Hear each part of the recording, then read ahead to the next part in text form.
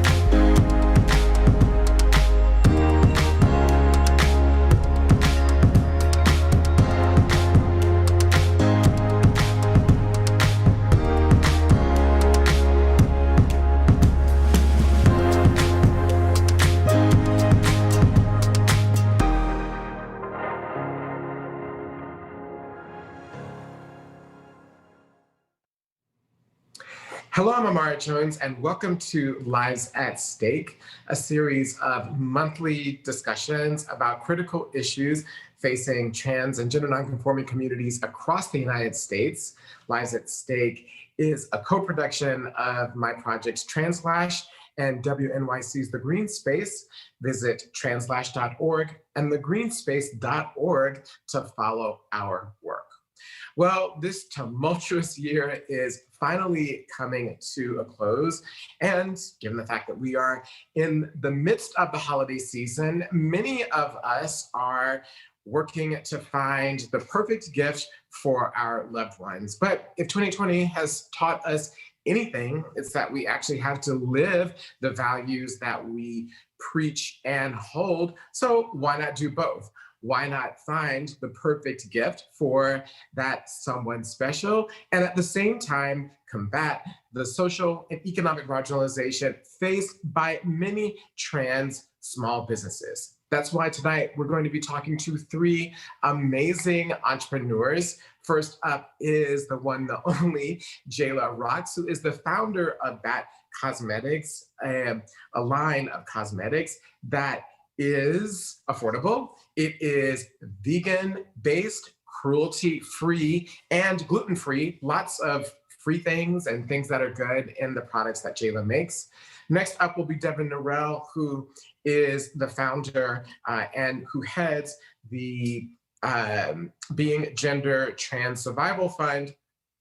I'm sorry, by Gender Trans Survival Fund, which sells apparel to help support the work of their organization, connecting business with social responsibility. And last up will be Armani Dae, who is a photographer with their own shop online, which sells print photography and art, as well as prints made by Armani. Now, this is a lot of information and a lot of range of products. And so everyone and all the businesses that you will experience tonight will be available on translash.org and thegreenspace.org, as well as at TransLash. There's a more extensive list of trans businesses selling an even wider array of products that you might be interested in. So go to either place to be able to find some amazing gift ideas to support trans businesses throughout the holiday season.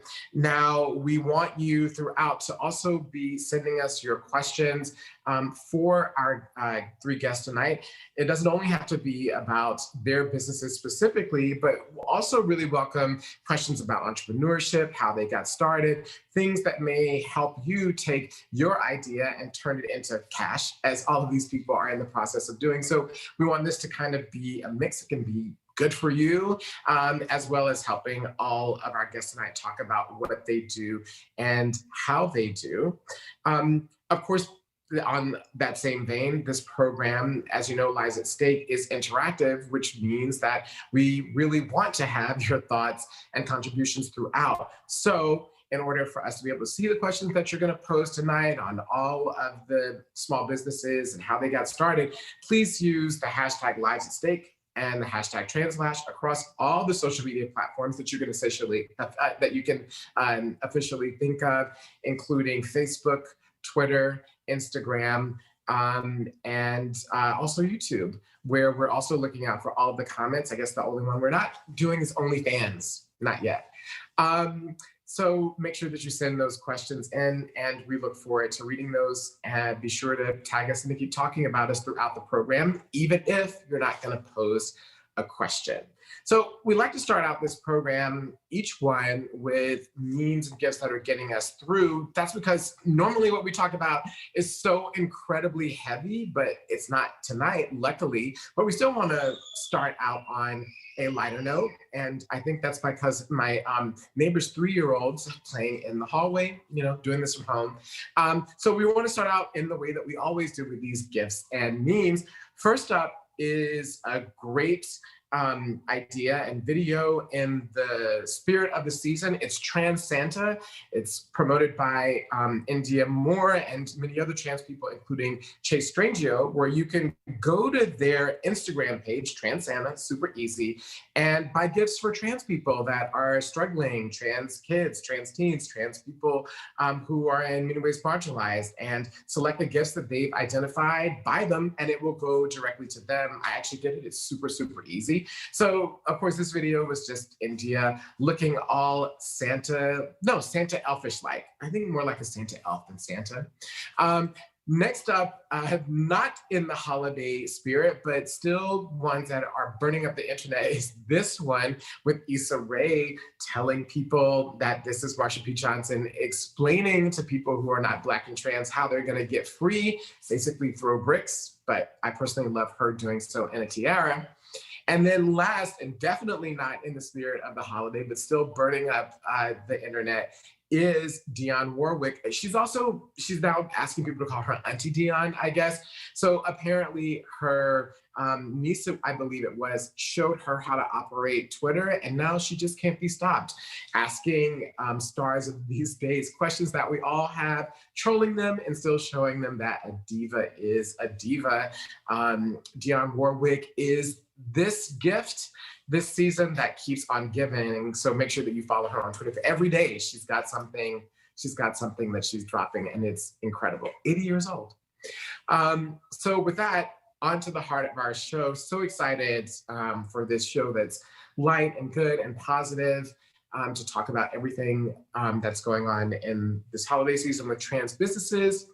First up is, again, the one, the only, Jayla Roxx, who is the founder of Batme Cosmetics, a line that is affordable, that is vegan-based, cruelty-free, and gluten-free. It is the first cosmetics line owned by a Black trans woman. In addition to having started Bat Cosmetics, Jayla is also a media personality and is just so incredibly creative in so many ways. And so joining us tonight is Jayla. Jayla, thank you so much for joining us. Oh my God, first off, I have to say that your intro about me just made me feel like so much cooler than I am. So thank you.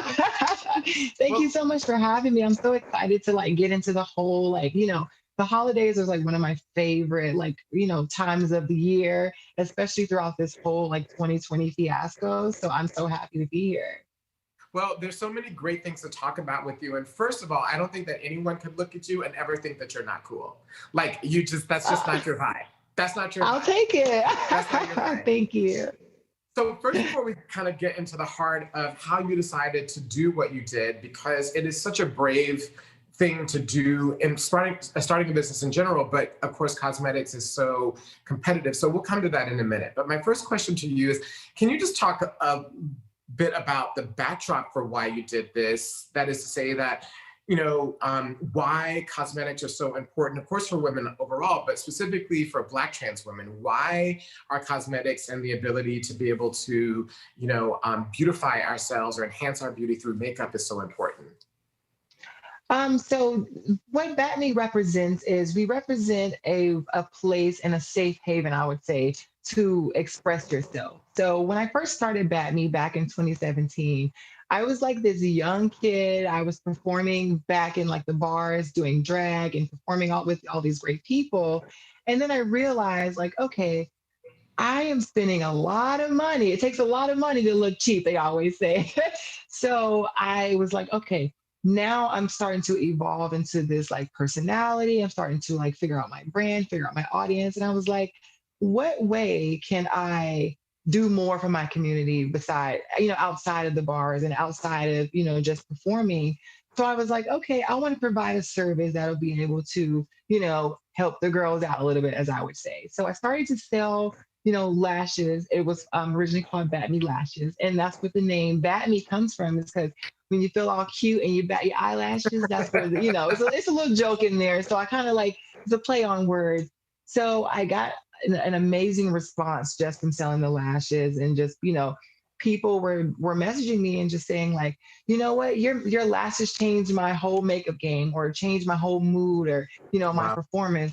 And for me, like being young and didn't realize that I was the one creating this, like you said, like the first, I didn't have a blueprint on where to follow. So I'm just shoveling and people are just following behind. And I'm like, girl, they're just lashes. But I didn't realize the impact behind it, the expression, the confirmation of feeling good. Because if you feel good, you do good. And as long as I can keep it, and that's why I keep it affordable as well, is because like, I don't want you to break your back to feel good, to look good. You know what I mean? So it has to be a revolving circle. So um, I would say that the Bat Me continues through expression. Mhm. And how did you, so you started out by making eyelashes. And I think that a lot of times people, when they decide to start business, can get paralyzed by the idea that you have to do everything all at once perfect. And I'm just wondering if you can just give kind of a quick chart of how you went from one thing to the next, because that's all you did, right? So you started with eyelashes and then you moved to whatever the next thing is you're going to tell us, and you kept learning and moving on. So can you just tell us how you went from eyelashes to growing your line? Yeah, so I went from expanded in mid 2018, so I would say a year and a half after our launch. And in that year and a half, the only way I was able to grow is to fail and accept it. Number one, I had a hard time accepting the failure. I was so busy trying to emulate what we would call, viral makeup people, or, the brands that we know and love. And I'm trying to not come from an authentic place of what I know and spirit wise. So I was copying them and didn't realize that what's meant for them is for them. And I'm not inventing a wheel with, a new makeup brand. I'm just adding my own spoke to it. So once I learned that and accepted, like, just do you live authentically, put what you feel out into the world and let that shine through. You don't have to try so hard. So with the whole like trying hard thing, I was setting myself further back, I would say. And then I started to just like surrender and just kind of just realize that, take me, God, take me, Lord, take me, or whoever shows up in the world for me, take me, guardian angel, and let this speak to the people that really truly want it, and let this uplift the people that truly, feel like they say, change their life. So the expansion came from, excuse my French, just fucking doing it. You know what I mean? Like just jumping off the leap and just saying like, I trust in what I really want to do. If I really want this, I'm matching my intention with my purpose. So that kind of was what the expansion was about. And I'm pretty glad that I did now. But back then, last year, I was like, I have no idea. So you can only grow if you fail. Right. It's that old saying, like, before you learn how to fly, you got to learn how to fall. Yeah, exactly. So how did you, like, making cosmetics is not like, it's not like getting in your kitchen and cooking up something. Like, there are all of these. Child, no, I burn cereal. You don't want me to cook anything. No, but I mean, like, it's not like there's a, I guess what my point is that there's a science to it. So I'm wondering how you learned the science, because in order to figure out how you're going to make your products, because your products are unique in all the ways that we described, vegan-based and no gluten, no testing on animals. You have to learn how you make lip liner and how you make eyeshadow and how you make those things. And so I'm literally wondering how you went about learning the things that you needed to learn to make your products. I mean, I know you don't make every single one, but you still have to know. Right. Hey, Where yeah. it's coming from. Right, exactly. So first things first, I would always say before you jump into anything, do your research. You know what I mean? So I've seen a lot of like, why aren't makeup brands releasing this? You know what I mean? And I was just like, oh, okay, I see. People are allergic to this, people are allergic to that. And I live in LA, so everything has to be vegan, everything from the milk to the trees, everything has to be vegan. It has to be everything gluten free. You know what I mean? So I had to kind of live up to those standards, number one. And also, just like, I know this is kind of corny, but when sometimes I get into this really big YouTube hole and I learn, like, I'm really obsessed with those shows, like How It's Made. You ever seen those shows? Yeah, Like, little weird things like that. So I end up finding those things and I'm like, How It's Made. Okay, great. So then I find my research and I was able to be blessed enough to find a manufacturing company that fits the things that I need as far as like providing gluten-free services and vegan services and cruelty-free, because there's a lot of makeup brands out there, but not many cater to people who have gluten-free, allergens and all those fun things. So that's what sets me apart. It's like, really caring for the people that actually buy my stuff and not just trying to grab a dollar. So I found a great manufacturer that was able to match my values, match my, my needs, and we're able to pull off Batney Cosmetics. And I'm, happy that we're able to make people smile. Well, we have a guest comment. Yes. Celia Anna Bliss, who said that you're turning it out. So yes, turn it out. You're turning it out. You're turning it out. So one of the questions I have for everyone, like on the practical side, you've given us really good insight about how you got started. So on the practical side, what are the best selling products that you have, and what's the product that is your favorite that you think people should know about? Well, I'm so glad you asked. I'm ready for my moment. I've been waiting for this moment for a long time. I've been practicing my QVC little moment, so here it goes. So my best-selling product, I would have to say, is the Box of Donuts eyeshadow palette. I just re-released this thing. It's 30 colors of full pigmented shimmers, and I got a little bit on my eye right now. You can't see. But this palette has been used on all of your favorite celebrities. All of the Drag Race girls love this palette. I've been able to, for season 2 and season 3 now, be one of the featured makeup brands for Pose on FX. So all of the fun Angelica Ross candy looks were featured by Batney Cosmetics, and the Box of Donuts palette actually goes on sale on Monday. So make sure you guys go get it. This is the only Box of Donuts where you don't gain any weight. Okay, you just look good. Everything looks good.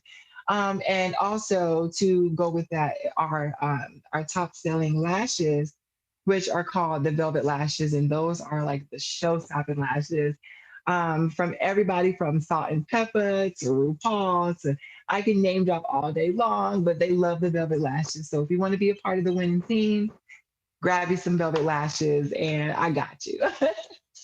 Amazing, amazing. Lashes and the palette. The palette sounds amazing. Yes, I have you one for the holidays, so I definitely will send you a Christmas, what do you call it? Holiday season greeting package from yours truly.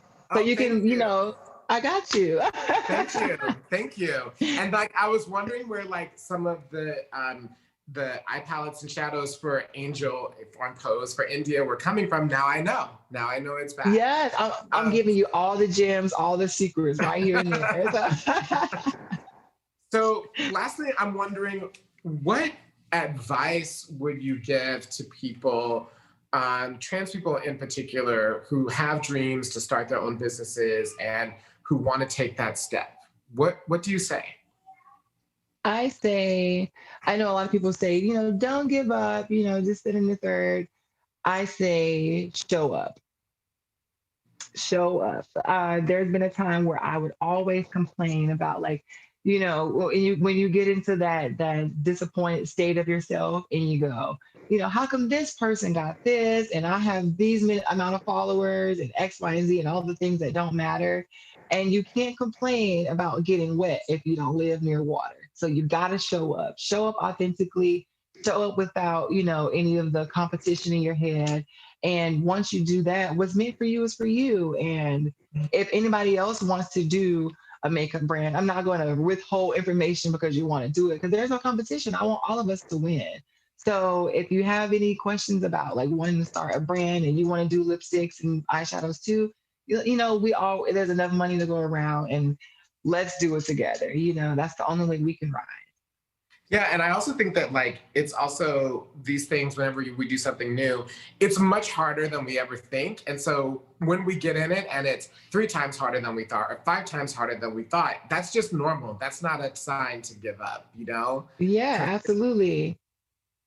It's infinitely harder than we thought. Okay, so I wanted to end tonight. We've been getting lots of audience comments. So on a period of affirmation, Della Michelle says that the Malibu lash makes them feel all the feelings in caps, and that they are ready for the new palette to drop. So yes, whatever you are doing is working. Y'all making me feel like Kylie Jenner up in here. No, I think I have like a really set, like, I call it jokingly like a cult following. Like, you know, if whatever I release, they are on it. So I appreciate it. And I always like, you know, it's always good to know the customers and know where it's going to and who's going to, and, you know, seeing a whole bunch of new names. So I call it my Batney besties. And that's like my little community that I've built amongst this, you know, great customer supplier relationship, if you will. So they're on it. So I believe them. Well, thank you for joining us. Hopefully this has extended your Batney besties tonight and your circle of people that are connected to your brand and supporting your brand and to know about you. And I just want to thank you so much for doing everything that you do and for keeping going, as you said, and just wish you so much more success on top of all the success that you've had. I really appreciate you coming on tonight. Oh, thank you so much. And everything right back to you times 10. Thank you so much for doing this for all of us. And, you know, for even caring about me, you know what I mean? Because sometimes we get to a point where, you know, there's a lot of things going on and we always are just like, you know, focus in our lanes, but just sharing the love and sharing the light and sharing, you know, everybody's success is what gives me the hope to keep going. So I really appreciate you for this. And you are officially inducted into the Batney Besties community. So welcome on in, and thank you so much again, and happy holidays. Happy holidays. And when this is all over, I hope to see you live and in the flesh in LA. Yes, I like champagne now, so I got you. Same. That is Jayla Roxx, who is the founder and CEO of Batney Cosmetics. You're watching Lives at Stake, and we will be back in just a second. Wait, no, we won't. We don't do commercials. Getting confused. It's public. This is public radio. We don't do that sort of thing.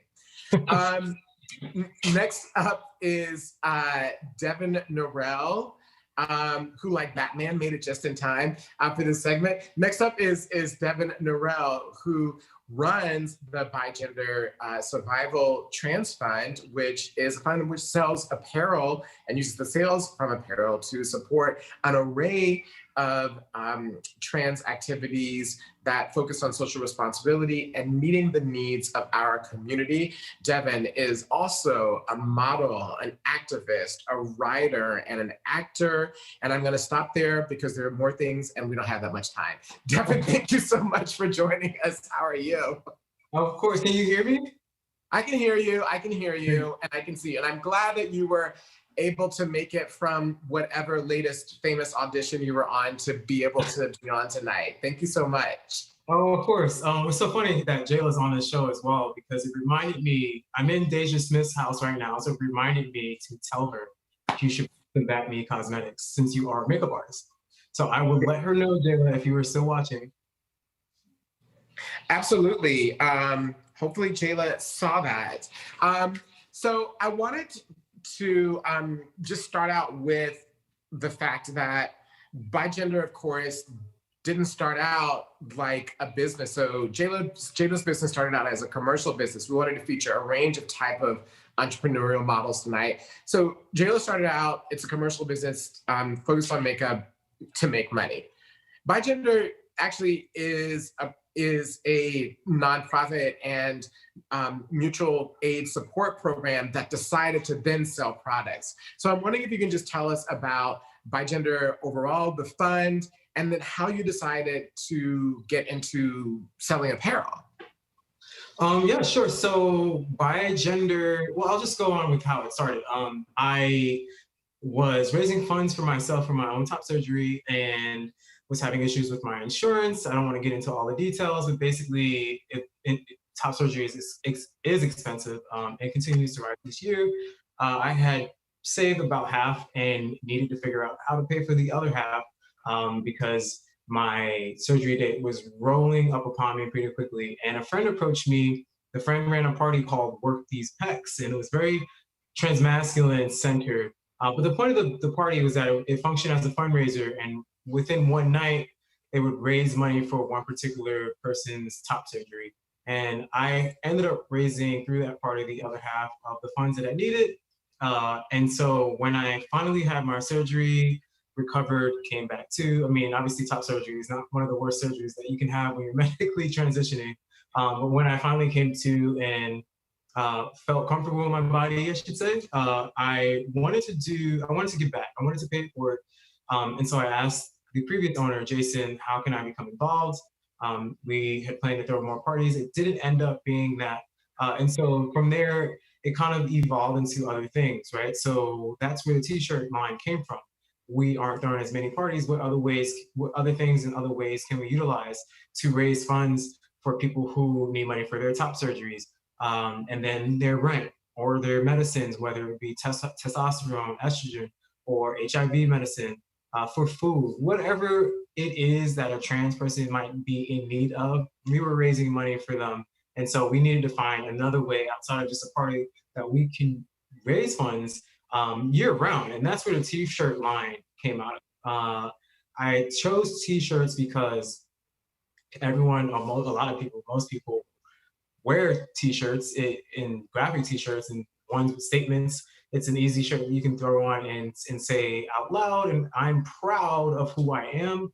But also it's a statement. I mean, fashion makes as much of a political statement as, say, raising a fist at the Olympics in the 70s, right? Black power, trans is beautiful. This is my political statement. And so it encompasses all of these things while also raising funds for other trans people in need. And then the other part of that is the multiple, I should say, this Bigender Survival Fund, as well as Black Trans Rent Relief, that are both mutual aids in which funds are raised without the selling of t-shirts or other items. Yeah. So the t-shirts that you sell come in all shapes. Some are short, some are long, some are tank tops, some they're all different, and they have bigender on them, and also trans is beautiful. And I'm wondering, do you design the t-shirts yourself, and how did you decide to do that? I mean, I joked with you once. I was like, oh, why didn't you sell mugs? And you were like, well, I almost thought about selling mugs, but I opted on t-shirts. So do you design them, and how did you decide to sell t-shirts? Yes, so I designed both Trans is Beautiful and Bigender. Obviously, Laverne Cox was the person that essentially coined Trans is Beautiful, and we've all taken it and run with it, clearly. Exactly. And it's something that I absolutely live by, and you know, it's a very uplifting message. But to answer your question, it kind of goes along the lines of something that I mentioned earlier, in that it is something that you can wear and some people would see outwardly, and you can make a statement. I can't bring my mug outside. I mean, I love my mug. I drink tea every day. It is one of my favorite things to do. I have multiple glasses of tea. But I think that part of wearing this shirt is being trans out loud and being proud of who you are and unabashedly forward about your experiences and where you came from and how that has made you the person you are today. And so that's why I went forward with the t-shirts. And also you can sell more t-shirts and raise more money through the sales of t-shirts as opposed to mugs. And so if I'm raising more money, that's more people that I can fund through Trans is Beautiful and Bi Gender. Yeah, and I think it's interesting that you've mentioned before that not only trans people buy your apparel, right? That people who want to be supportive of trans people buy it, if they want to support the fund, they buy it, or they like the design, and that it starts conversations for them on the street. So people will ask them if they are trans or not. And so, I mean, what you're doing and designing, because it does have this pro-social aspect to it, a lot of people buy it and are engaged in it who are not trans, right? Right, because this whole idea of like, you're not gonna know if a person is trans or not. We all have this assumption that we know what a trans person will look like, but honestly, we don't. I don't look like you don't look like me, and I obviously don't look like any other trans person. And how can you tell that I'm trans? You know, like, you're not going to know unless I actually say it. And in most cases, people just assume that if you look different or what they expect you to look like as trans, that you must be trans, right? And then come to find out that this person might not identify as trans, or maybe just dresses up, for instance, in drag, right? And not that drag doesn't fall under the trans umbrella, but these people might not identify as trans, and that's important. But the other thing is that if you have your allies out there wearing this shirt and having these conversations, then they're doing the labor for you, right? Because I'm sure we're all tired of saying, okay, this is what I'm trans, this is what trans is. It's a story, it's a story in a bio that we have to tell over and over and over. I mean, it's basically us coming out multiple times, as we will continue to do probably until the day that we die. And it gets tiring. So it's great to have an ally out there to say, I'm not trans, but trans people are this and trans people are that. And we need to respect trans people and respect trans rights and treat trans people like people, because that's just what they are. And so I do encourage cis people to buy the shirt for that reason. I don't believe it's appropriating, but I also encourage them. And what happens pretty often is that cis people won't buy the shirt for their trans friends. And that happens more often than cis people buying it for themselves. But they do buy it to wear it out in the street and say, you know, hey, I'm not trans, but let's have this conversation. And it's great that there probably are parts of the world and say, I've sent shirts out to the Philippines and to Thailand, and there probably are people in parts of the world having these conversations that I don't know about, but at least it's happening. Wow. Wow. This is just a reminder to send your questions in or comments for Devin, questions or comments for Devin in our last few remaining minutes with Devin. One of the things I wanted to ask you about more broadly is that you've actually written a lot and focused on trans entrepreneurship for a while. And I'm wondering if you can just talk for our audience, for people who may not be familiar with why entrepreneurship, why business ownership is so important for trans people overall. What makes it vital to our community? Well, I think the most important thing that any of us need is equity, and it's something that we don't really have without what we're slowly building. And that's what we can build through businesses and by supporting one another or encouraging our allies to support us. And the reason why I write about this a lot is because the places where these articles are being placed, a lot of eyes see this. So if I'm saying I think the article I wrote last year was about maybe 20 businesses. These are 20 trans businesses that people did not know about. And now these are 20 trans businesses that are going to get a lot of support. I recall Jayla was actually, Batman Cosmetics was actually on that list, as well as another t-shirt line that is slipping my mind, of course. But I remember speaking to some of these people afterwards and hearing from them, oh my God, I got so much business from just that one article. And I said to them, you know, this is just the first of many, because if I have to add you to another article 2 years later, I will. But the point of doing that is you're gaining more customers, you're gaining more equity, and that's a better way for us to support one another after the fact. If we have more financial gain, more equity, we don't need to go to anybody else and say, hey, I need help with rent, or I need help with this. We can just go to one another.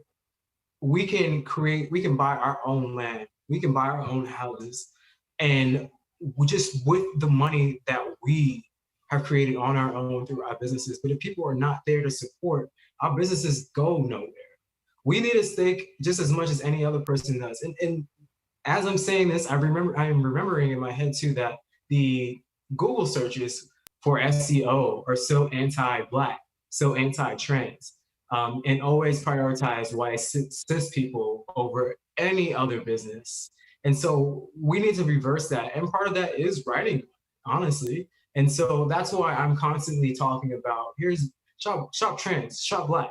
This creates the equity that we need. And the thing is, I don't really know if any other people outside of trans people are writing these articles. And that's the other reason why this is important, right? It's like, not only do we need these businesses to exist, but we need those people to write it. And oftentimes, the person that's writing that article is also trans.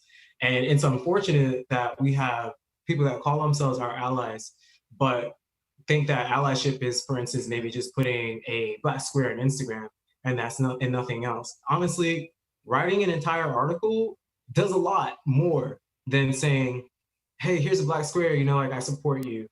Go put your money where your mouth is. Support the trans people, because you don't know how you might be helping this person's life and or the people that they're supporting. We need equity. It is important. It's important that we have equity and something to claim as our own so that we can support one another.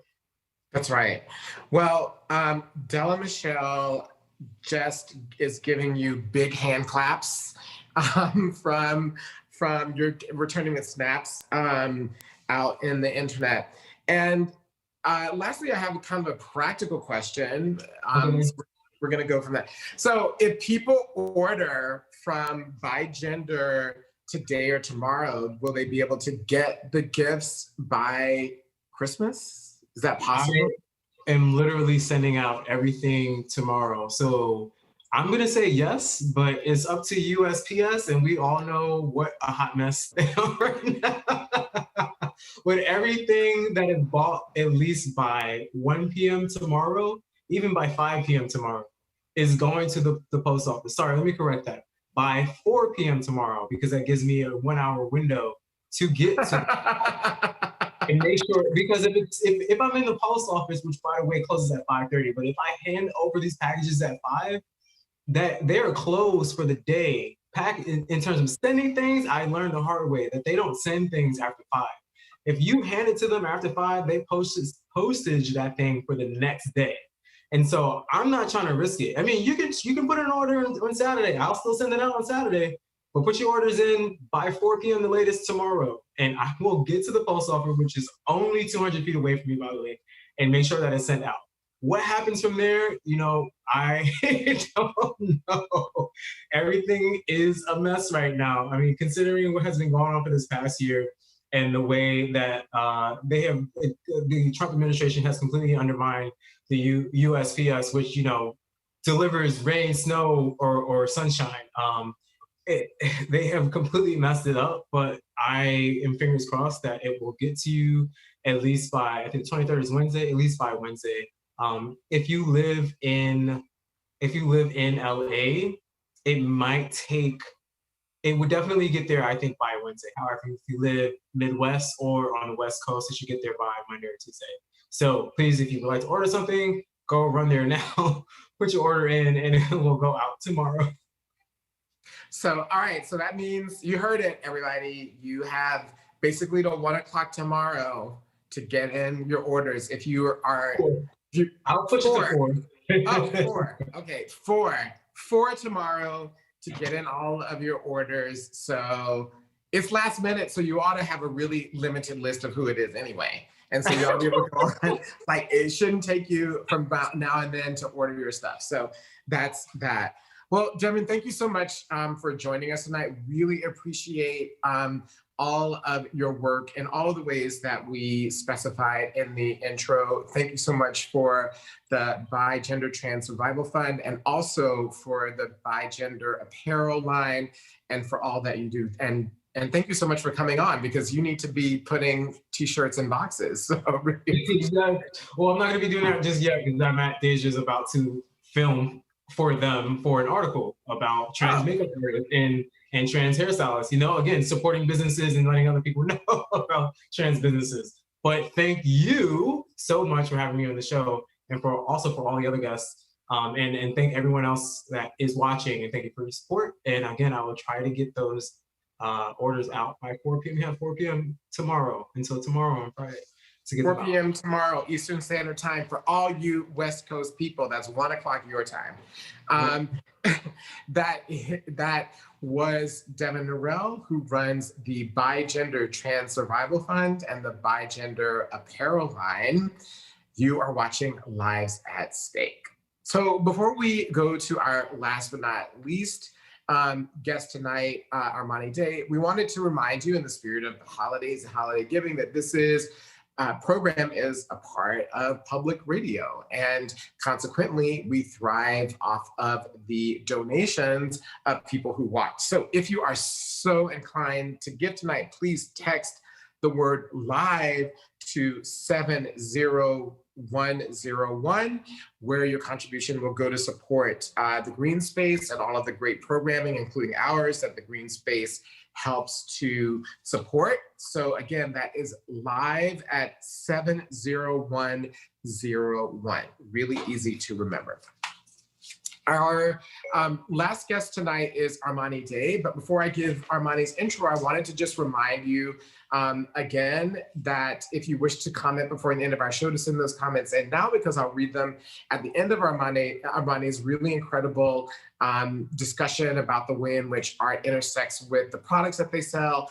And lastly, I wanted to remind you that if you go to TransLash.org, you will be able to see a directory there that we have of an array of trans businesses, including all the businesses that were featured tonight, so that you can find out how to order the stuff that you need to get in. And as well, all of the companies and guests tonight are also listed on the greenspace.org, where you can do the same. So lots of ways to figure out how to connect with everyone that you've seen tonight, and again, to be able to get your orders in.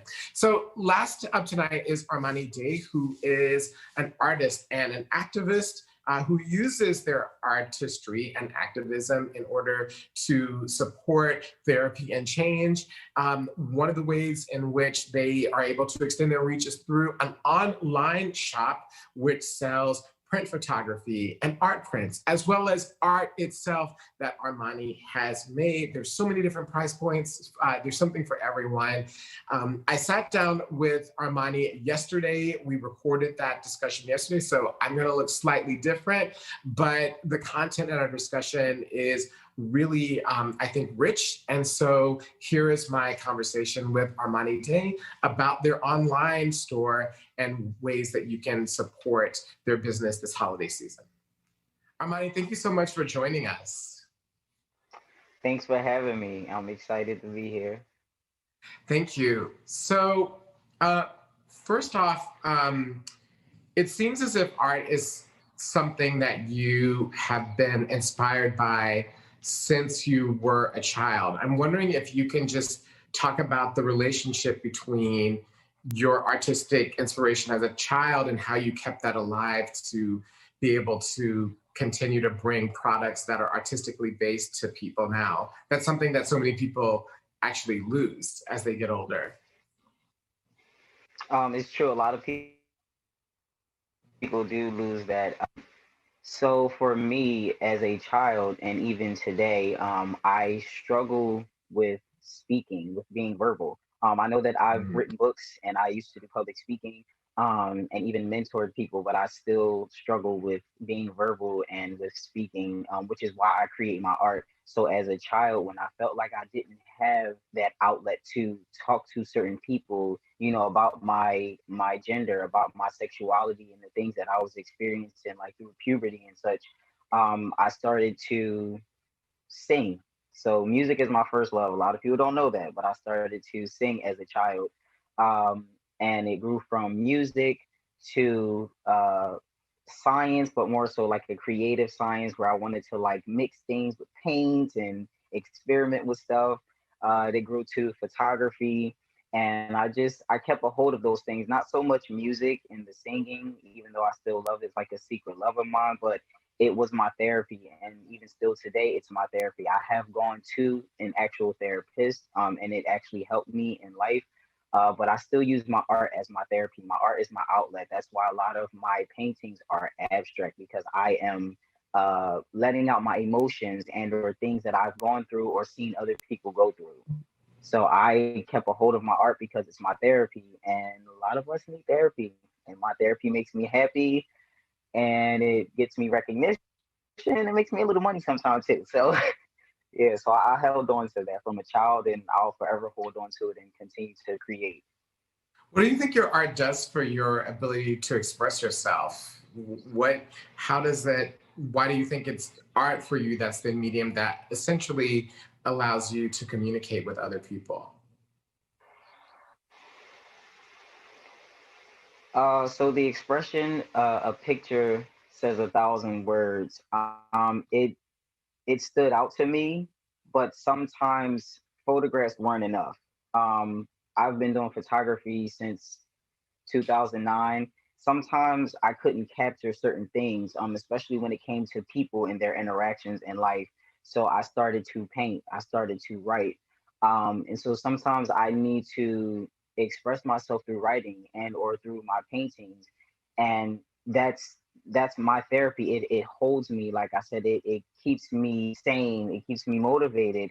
It makes me continue to be ambitious and want to um, do better, to show the things that I'm going through, to express my feelings and my experiences and other people's experiences. And like I said, photography it wasn't always enough. Sometimes you couldn't just show what you needed to show or say what you needed to say through photography. So I found these other mediums that allowed me to get the messages out that I needed to get out. Yeah, it's so true. A picture is worth 1,000 words. Um, I'm wondering if you can just talk a little bit about how you decided to go from art as a communication tool to art as possibly a revenue stream, as an income, right? And not fine art, not necessarily paintings exclusively, but to democratize your art through prints and through the things that are on your website. Can you just talk, how did you decide to make that jump? Well, art is life. Anybody who doesn't know that, I don't know what world you're living in, but art is life. Um, I guess with all of the compliments that I was getting on my work, all of the questions, and all of my work always starting conversation. I create art that are conversation pieces.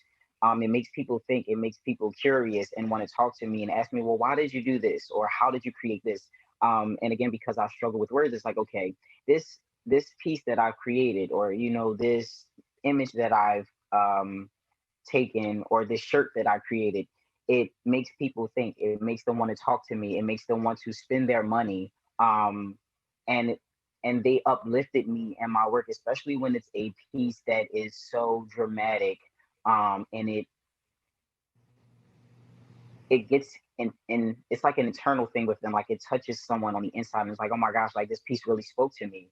And at first I didn't honestly believe in myself or my work. I was just doing it because, like I said, it was therapy. It was something that I love to do. And eventually, like I said, with people giving me compliments and offering to purchase my work, it's like, okay, I see what I'm doing here. So at first, it wasn't intentional to make money. It was to make me feel better, to get me through life, because it was a coping mechanism. It's my therapy. But when I realized that I could make money from it, and on top of that, when I created uh, my first published book, which is Exposed Truth, it's a black and white photography book that celebrates the bodies of TGNC folks, that's transgender, non-conforming, gender variant, two-spirit folks, and like people. When I created that book, it was to show the variations of us, to educate people, to celebrate our bodies, And when so many people reached out to me and said that, you know, this book changed my life, this book helped me, and along with publishing the book with Hope After 20 Publications, changed me. It helped me. It made me feel more confident. And it made me want to create more things such as that. So with people reaching out to me and telling me how it affected them, it's like, okay, it's affecting people, it's making you money, even though wasn't your intention at first. Let's keep doing this. How can you make it an intentional thing? So that's how that became to be something to make me some revenue and like my dream job, but still my therapy no matter what. And so can you just talk a little bit about what are some of the favorite prints that you have or on your website, or just some of your favorite products that you think represent your ability to provoke conversation through art? Some of my favorite pieces. So I have all of my photography is my favorite. I love photography. I love capturing life's moments. So all of my photography is my favorite. I did have a specific show titled Exposed Truth, which is the color version of my black and white photography book. And it's the color version of the images of TGNC people. So to see different bodies, the variations of them, color, shape, size, surgery or not, hormones or not, and to see how beautiful these people are in themselves, and to see them radiate energy with being confident, and not letting the world tell them, oh, you're supposed to be this, you're supposed to look like this or whatever. So though all of the images within that exhibition are my favorite, if I had to choose favorites, which also I actually have that gallery up. It's called T-Door Gallery. I put it up for T-Door, and that can be found on my website. So as far as my photography, those are my favorite images. My paintings, I have two favorite paintings. One is titled Suicide Monster, and one is titled Blissful Meltdown. Those are my two favorites, which I actually still have. And I haven't sold them yet. They're a little pricey, so I still have them. But those two are my most favorite of all of my pieces. And no, go ahead. No, I was finished. I was just saying that those two are my favorite. Well, maybe, tonight people are looking for last minute gift ideas. So maybe they'll be gone by tomorrow. It would be lovely to have them gone. Lastly, I'm wondering if you could just talk about what you think is the future of your art and photography and entrepreneurship. Like, how do you see these things developing over time for you? I would love for them to become mainstream art, mainstream therapeutic techniques that I can teach to other people. I'm still learning as I go, and I teach people what I know, but I would love for it to become mainstream art, mainstream therapeutic techniques. I would love to teach classes so that people are not just learning art, but they are learning how to express themselves through art and learn that art is a therapy if you let it be. I would love for it to get me wealthy so that I can take care of other people and create centers and spaces, especially for other LGBTQ plus people, to have a safe space and come and express themselves. I actually went to school for business and accounting, and my business plan was to own a rec center for LGBTQ plus youth. So I would love to tie that into my future with my art, and help people be creative and be free within their creativity. And again, to help me be wealthy and not have to work for the man. Because, some of us artists, we have to have 2 and 3 other jobs aside from our art. But yes, I would love for it to be mainstream, love to share it with the world. I would love to travel the world. I've been lucky enough to perform some of my poetry and some of my work in Canada and along some states in the US and hopefully the rest of the world. So, yeah. Well, here's to that all coming true. And we really appreciate you coming on and sharing your vision tonight, and are wishing you the best, are really hoping that people visit your site and see the amazing products that you have there and the combination of all the vision that you've shared with us tonight. Thank you so much. Thank you, thank you. I appreciate you. I appreciate you and your team for having me. Thank you so much. I hope that y'all stay safe. I hope that y'all have enjoyed talking to me. I hope that y'all purchased some stuff on my website too, and that y'all enjoy my art. Absolutely, all of the above. That was Armani Dae, who is an artist, photographer, author, and social entrepreneur. This is Lives at Stake. That was Armani Dae, artist and entrepreneur whose online shop sells artistic prints, photo prints, and actual art in a way that's really, really powerful. So as a reminder, all of the businesses that you saw tonight, including Armani's, is on the greenspace.org, and a wider number of businesses, trans businesses, is available at the TransLash website at translash.org. Please go there and support those businesses. So you can't say that our program has never given you news you can use. Like, it's the last minute, it's the holiday season, you need to gift ideas, and we gave you gift ideas. And so make sure that you exercise the knowledge that you now have. On behalf of everyone at Lives at Stake, from TransLash and WNYC's The Greene Space, we want to thank you for your support of this program throughout 2020. We launched it during crisis, and that crisis has continued, but you all have stuck with us, and we really hope that what we've been able to bring you this year has helped you through this tumultuous time. We are all going to go get some badly needed rest and order last minute gift ideas, and we'll be back in January, in the third week in January. So look for us and for those times through our newsletters and for all of our social media promotion.